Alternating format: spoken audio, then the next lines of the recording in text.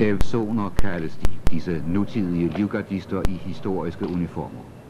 De går vagt om den ukendte soldats grav i Athen, som en daglig påmindelse om Grækenlands blodige fortid. Lige fra frihedskrigen med tyrkerne i forrige århundrede, over Balkankrigen, den første og den anden verdenskrig og borgerkrigen. Lykkeligst er det land, der ingen historie har, er det blevet sagt. Og hvis det er rigtigt, er Grækenland ikke et sådan land.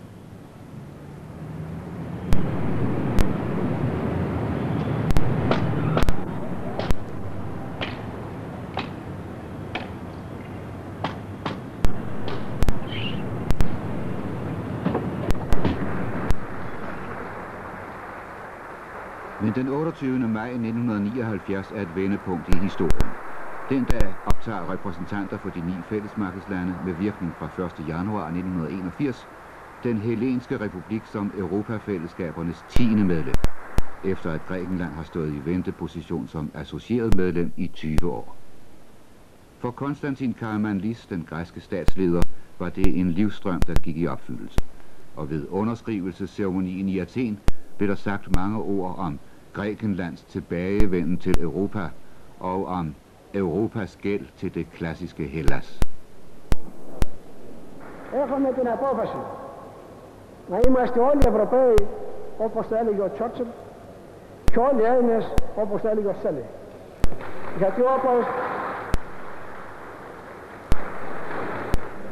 όπως έγραψε ο Σοκράτης, Έλληνες δεν είναι μόνο εκείνοι που γεννήθηκαν στην Ελλάδα, αλλά όλοι εκείνοι που εθέτησαν το πνεύμα το κλασικό. Ευχαριστώ.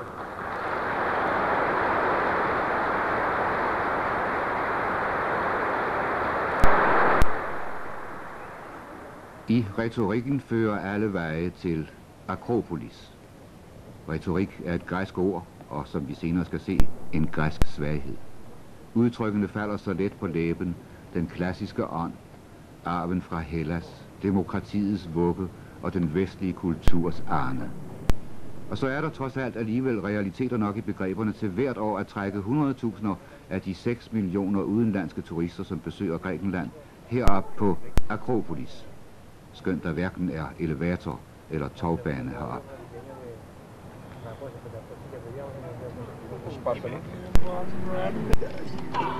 Og turisterne kommer alle vegne fra. England og Tyskland og Skandinavien og nabolandet Jugoslavien, men allerflest fra Amerika.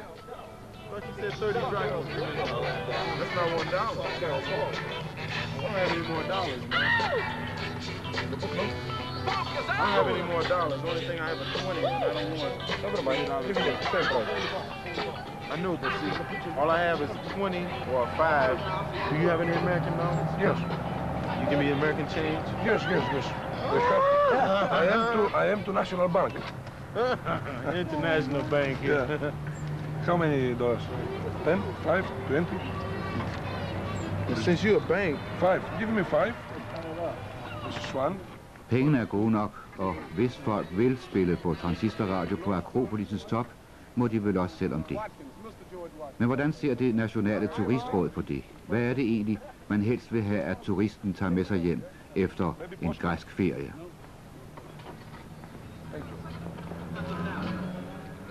First of all, we like that the tourists here does not only enjoy the sea, the sun, and have a good time. This is a presupposition. But after that, we do insist that he takes with him some messages. And these messages are the messages of our civilization and of our culture. For instance, if one sees the Acropolis, the Parthenon, we don't like to have him to see a beautiful temple, but we like to make him to think that a comparison of the Acropolis with a pyramid makes him to feel that this temple, who has no one top, and each column contributes to have the total, is a symbol of democracy, contrary to stratified monolithic pyramid.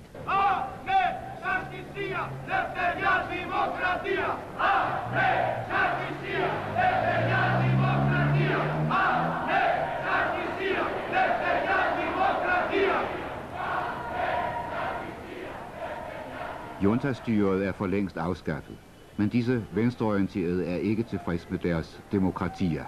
I hvert fald ikke sådan, som det for tiden praktiseres af Grækenlands konservative regering. Ήρθαμε να εκδηλώσουμε τη διαμαρτυρία μας για την απόφαση της κυβέρνησης να επανεντάξει την Ελλάδα στον επιθετικό πολεμικό οργανισμό του ΝΑΤΟ. Ο ελληνικός λαός έχει πικρή εμπειρία από το ΝΑΤΟ, γιατί αυτό ήταν που υποβοήθησε την επιβολή της δικτατορίας στη χώρα μας. Αυτό έγινε η αφορμή για την διχοτόμηση και την κατάκτηση της μισής Κύπρου από τους Τούρκους, γιατί μόνο συμφορές έχει φέρει για την Ελλάδα και γι' αυτό ήρθαμε να εκδηλώσουμε τη διαμαρτυρία μας, μια και σήμερα συζητιέται στη Βουλή το ζήτημα της επανένταξης της Ελλάδας στο ΝΑΤΟ. Πρέπει να σημειωθεί ότι η κυβέρνηση αυτή που τώρα επανετάσσει την Ελλάδα στο ΝΑΤΟ είχε πει μετά τη δικτατορία ότι είναι αμετάκλητη η αποχώρηση της Ελλάδας από το ΝΑΤΟ. Επομένως υποχώρησαν και ερχόμαστε να εκδηλώσουμε τη διαμαρτυρία μας για αυτά τα μέτρα. Grækenland har hele tiden været medlem af NATO. Det er beslutningen om at genindtræde i pagtens militære samarbejde, der har ophidset gemytterne så meget, at der nu forberedes et stort protesttog til parlamentet. I parlamentet forsøger socialisterne også at løbe storm på regeringen. Men regeringspartiet har de nødvendige stemmer til et tillidsvotum, og statsminister Rallis har hævdet, at Grækenlands tilbagevenden til NATO er en nødvendighed, så dyster som verdenssituationen tegner sig netop nu. Et synspunkt, som socialisterne er uenige i. Og socialisterne inkluderer Melina Mercouri, skuespillerinden fra Aldrig om søndagen, der her indtager sin plads. De mener alle, at NATO-traktaten er et forræderi, og debatten om den en cirkusforestilling. Η εθνική κυριαρχία μας, η ανεξαρτησία μας και η ασφαλειά μας. Και αν ακόμη δεν υπήρχε αυτό το κεφαλαιόδες... Udenfor er demonstranternes antal og deres vrede vokset.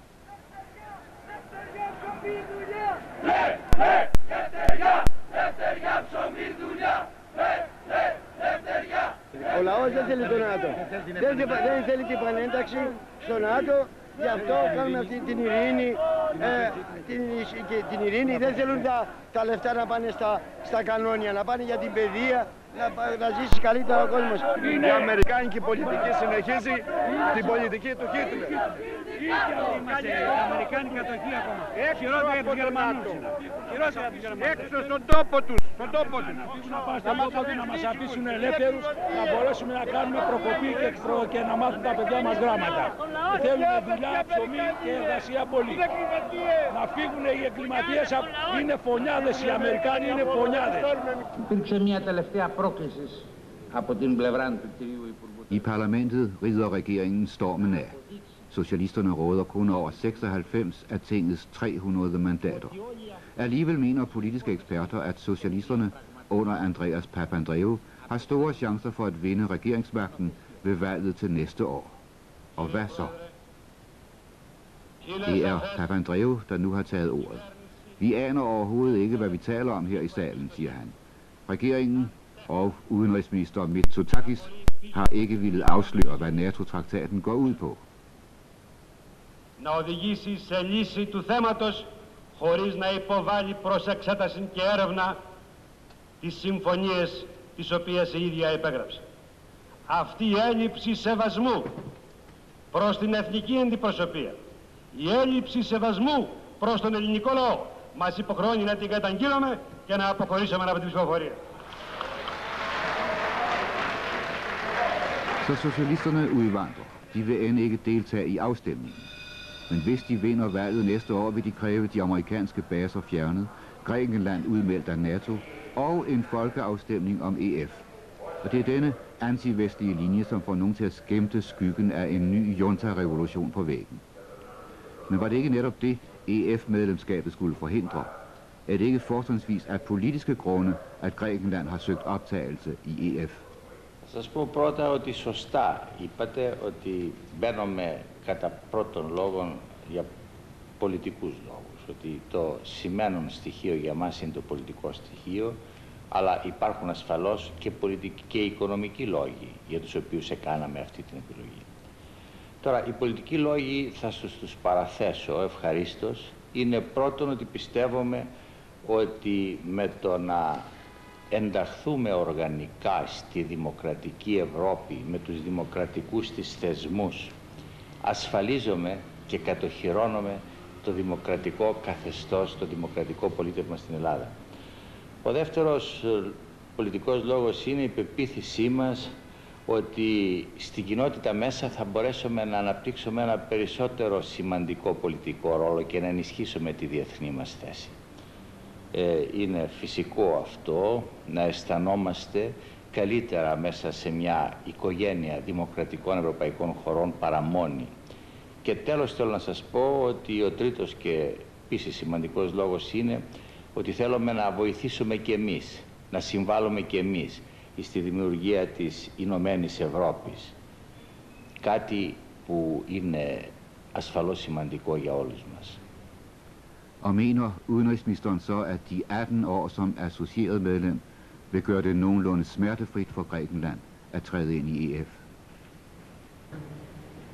Θα ήταν πολύ αν έλεγα ότι μπορεί να μπει χωρίς να αντιμετωπίσει κανένα ουσιαστικό πρόβλημα. Μπορώ όμως να σας πω ότι τα 18 χρόνια της συνδέσεως βοήθησαν πολύ για να προετοιμαστούμε. Μέσα στο διάστημα αυτών των χρόνων, όπως διαπιστώνει και η ίδια η κυβέρνηση, η ίδια η κοινότητα στις έρευνές της, έχει γίνει μια πολύ σημαντική πρόοδος στην Ελλάδα. Έχουμε προχωρήσει αξιόλογα. Δεν θα σας δώσω αριθμούς για να μην σας κουράσω, θα σας έλεγα πάντως ότι η κατανάλωση στην τελευταία 20 ετία έχει διπλασιαστεί. Μικρύναμε το gap, την απόσταση, τη διαφορά που υπάρχει ανάμεσα στην Ελλάδα και στις χώρες της κοινότητας. Αυτό δεν σημαίνει βέβαια ότι τα έχουμε κάνει όλα. Υπάρχει πολύ έργο που είναι μπροστά μας, αλλά μπαίνουμε με αισιοδοξία.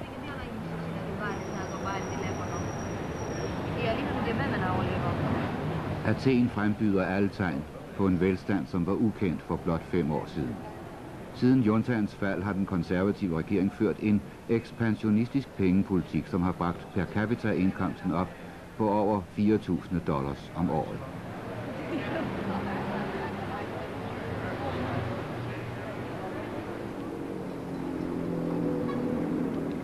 De rige, og i Grækenland er det som regel skibsredere, har altid haft deres luksuslejligheder ud til lystbådehavnen i Piræus. Eller en strandvejsvilla, måske som denne her med kommandobro ud over havet.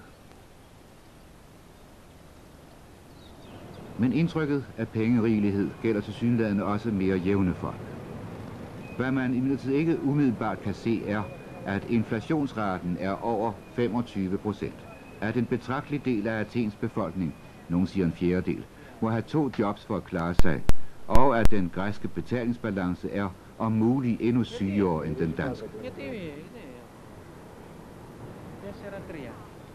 For disse backgammon-spillere er der næppe noget, der er mindre interessant end Grækenlands betalingsbalance. For EF's eksperter er det noget andet. For hvad skal man mene om et nyt medlemsland, der, som det fremgår af denne typiske opstilling, importerer for $10 milliarder om året og eksporterer for kun 4 milliarder. Et land, som altså er nødt til at dække 60% af sit handelsunderskud med så usikre indkomster som turisme, skibsfart og pengeoverførsler fra græske arbejdere i udlandet, og altså alligevel må optage lån for at dække underskud.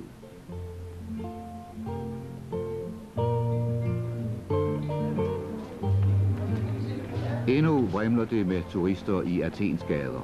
Charterturismen har ganske vist vist en vigende tendens på grund af dyrere flyrejser, men endnu strømmer pengene ind. Næsten 9 milliarder kroner om året.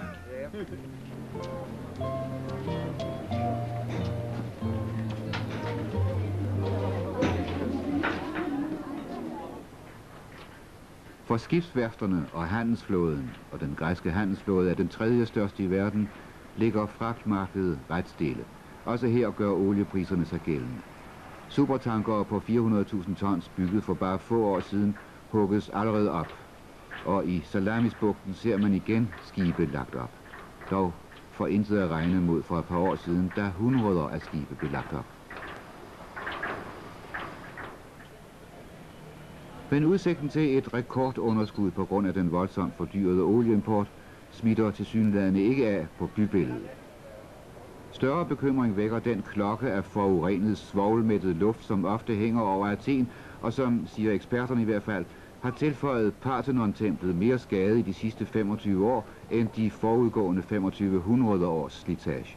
Og større irritation føler atenienserne over det formidable trafikkaos, som dagligt forårsages af 500.000 private automobiler i Athens gader.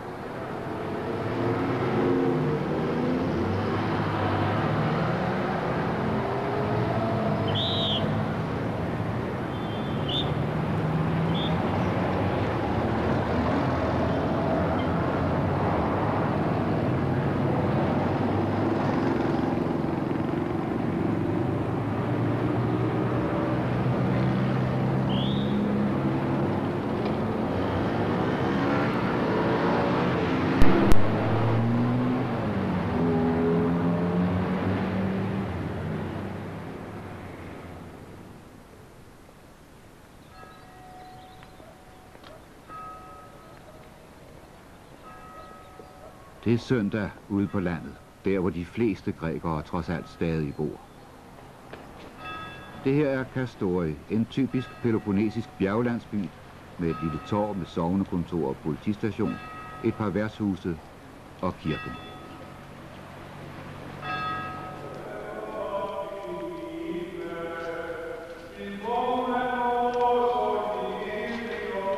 Der er vokslys til 2, 5 og 10 drakmer. Og ingen kommer ind i kirken uden at gøre korsets tegn for sig og kysse ikonen ved indgangen.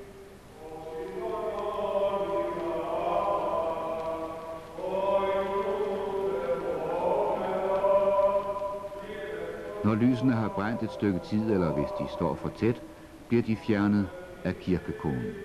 De kan smeltes om og sælges en gang til.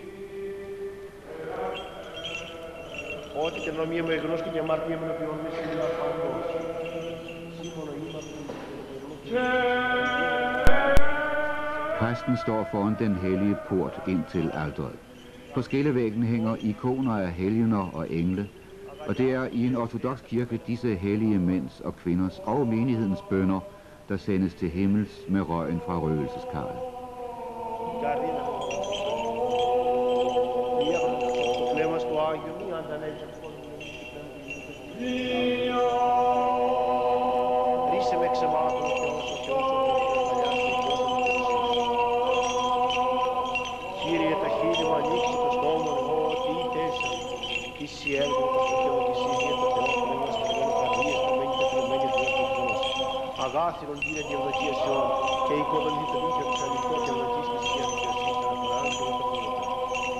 Når den græske bondebefolkning har bevaret den kristne tro gennem 400 års tyrkisk, det vil sige muhammedansk fremmedherredømme, skyldes det først og fremmest landsbypræsterne, som i mange slægtled har bevaret og hævet om den græsk-byzantinske liturgi, som lyder her. Kirkesangerne skal i øvrigt være lægfolk og lidt skriftkloge. Her består koret af en pensioneret folkeskolelærer, skriveren på byrådskontoret og en bonde, som er søn af en sognepræst og derfor har fået lejlighed til at snuse lidt til de gamle tekster.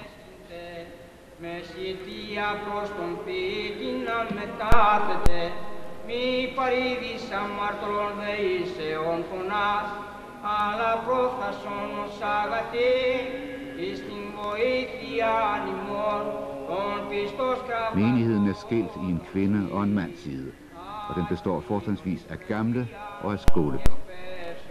De unge og mest arbejdsduelige er rejst bort fra byen, så Kastori frembyder alle tegn på at være en langsomt døende landsby. Hvilket formentlig vil sige, set med en sognepræsts øjne, at det ligger lidt tungt med barnedåb og bryllupper, men noget bedre med begravelser.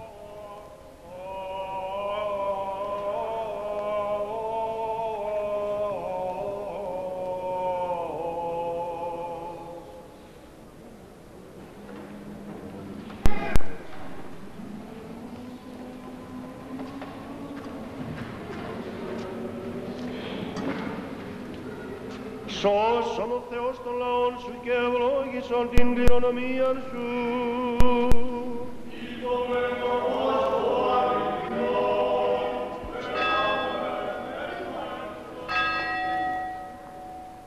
Kirkesangeren er ikke bare pensioneret lærer. Han er byens førstemand og borgmester. Han er også redaktør af det lokale månedsblad De Nordlige Sognes Stemme. Kastori ligger oppe i bjergene en snes kilometer fra Sparta. Byen havde engang 2500 indbyggere, nu er der kun 800-900 tilbage. Alligevel er Kastori stadig kirke- og skoleby for 11 endnu mindre bjergsamfund her omkring.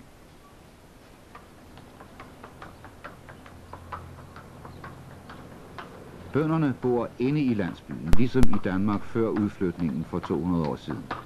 Så mange af dem har lang vej ned til deres marker på det, de kalder sletten. Det er formentlig den slags folk, EF's eksperter har haft i tankerne, da de udformede EF-direktivet om bjerg- og højslettebrug samt landbrugsdrift i mindre begunstigede egne. Οι αγρότες μας βρίσκονται σε μια υποανάπτυκτη κατάσταση. Διότι δεν έχουν συστηματοποιήσει ακόμα τη γεωργία ώστε να έχουν καλλιέργειες δυναμικές και αποδοτικές. Νομίζω πως η ένταξή μας στην ΕΟΚ θα ωφελήσει πάρα πολύ, ιδιαίτερα τους αγρότες μας. Γιατί πιστεύω ότι θα τους δοθούν τα μέσα για να μπορέσουν να αναπτύξουν την γεωργία σε επιστημονικότερα δεδομένα και να έχουν απόδοση καλύτερη. Είμαστε υποανάπτυκτοι. Υπάρχουν πολλοί λόγοι, διότι έχουμε πρώτα-πρώτα έναν κάμπο ο οποίος είναι τεμαχισμένος σε μικρά κομμάτια και δεν μπορεί να γίνει μια συστηματική καλλιέργεια. Πρέπει να γίνει ένα ενιαίο όλη η έκταση αυτού του κάμπου για να μπορέσει να αποδώσει. Εμείς οι Έλληνες βλέπουμε την ΕΟΚ σαν ένα στίβο αγώνα. Οι Έλληνες αγαπούν τον αγώνα και μπαίνοντας μέσα στην ΕΟΚ πιστεύω ότι θα αγωνιστούν και θα ξεπεράσουν όλα τα εμπόδια αυτά λόγω του ότι υστερούμε σε συγκρίση με τους Ευρωπαίους. Και μην ξεχνάμε ότι η Ελλάδα έχει περάσει 400 χρόνια σκλαβιά και γι' αυτό έχει μείνει πολύ πίσω. Άλλωστε θα ήταν πολύ μπροστά. Ίσως δεν και μπροστά από τα πιο προοδευμένα κράτη της Ευρώπης. Sletten neden for Kastori er mange steder så stenet og ufrugtbar, at den kun kan udnyttes af får og oliventræer. Og det ser ret tilbagestående ud, men det er nu ikke tyrkernes skyld. Her og der er der opdyrkede marker. Her er Christos Apostolakos ved at undersøge sine auberginer. Han dyrker også andre ting, lidt hvede og majs og oliven, men det sker på helt andre marker adskillige kilometer herfra. Til hjælp har han svogeren Jordis Lampos, som har et par jordlodder ved siden af. Og svogerens kone Dimitra, som er ved at plukke salatblade, som skal med på torvet oppe i landsbyen i morgen. Så de hjælpes alle ad. Men alligevel deler Apostolakos ikke sin borgmesters optimisme med hensyn til fællesmarkedets velsignelser. Εάν ο Έλληνας αγρότης δεν μπορέσει ή δεν τον βοηθήσει, μπορώ να πω, η ελληνική κυβέρνηση να εξυγχρονιστεί κατά κάποιο τρόπο, θα μας πνίξουν οι άλλοι Ευρωπαίοι.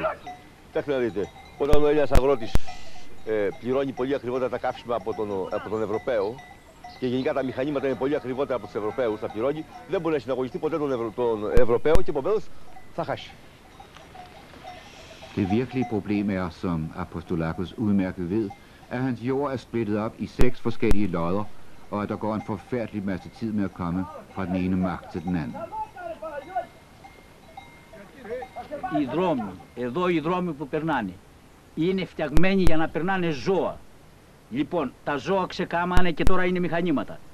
Εκεί οι περισσότεροι δρομάκοι είναι για τα ζώα. Άνθρωπος δεν είναι να περάσει, κλούνε τα βάτα. Εμάς ο νόμος μας υποχρεώνει να τους καθαρίζουμε. Δεν είναι όμως κανείς να περάσει και στις 10 ημέρες οι δρόμοι κλούνε πάλι. 6 kilometer den ene vej for at sprøjte, 6 kilometer den anden for at luge. Så op ad bjerget til huset i landsbyen, så ned på sletten igen. Alt sammen fordi bøndernes jorder her er et fantastisk kludetæppe på grund af det traditionelle græske arve- og medgiftssystem. Alle sønnerne, ikke bare den førstfødte, skal arve, og døtrene skal også have deres arvepart, men allerede ved deres ægteskabs indgåelse som medgift. Så resultatet er, at mens den gennemsnitlige EF-bonde har 18 tønder land i reglen i et stykke, så har den græske gennemsnitsbonde bare 6 tønder land, men fordelt på 5 forskellige marker. Men hvad vil Apostolakos gøre ved det? Han har vel også selv børn, der skal arve. Καλά, εγώ δεν έχω, αλλά οι άλλοι οπωσδήποτε έχουν και εγώ και γι' αυτό πάλι θα τεμαχιαστεί. Αν παραδεχθούμε ότι σήμερα θα κάνουμε έναν αδασμό, ύστερα από 50 χρόνια πάλι θα έχουμε κομμάτια. Στα 7 χωράφια που βλέπεις εδώ, ο ένας είναι εδώ.